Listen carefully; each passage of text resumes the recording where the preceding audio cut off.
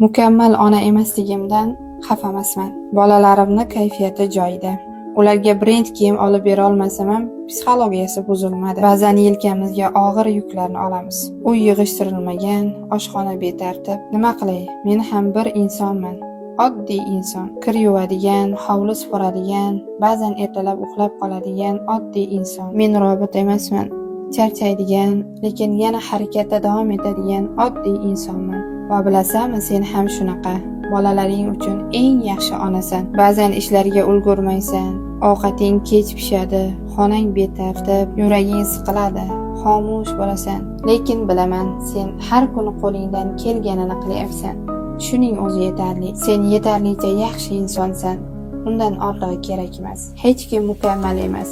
Shunchaki hamma shunday ko'rsatishga harakat qiladi. Otasidan ham yordam so'ra.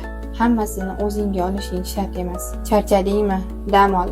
Ko'chaga chiq, havo almashtir. Unutma, sen ham bir onaning erka qizisan. Kelishdikmi?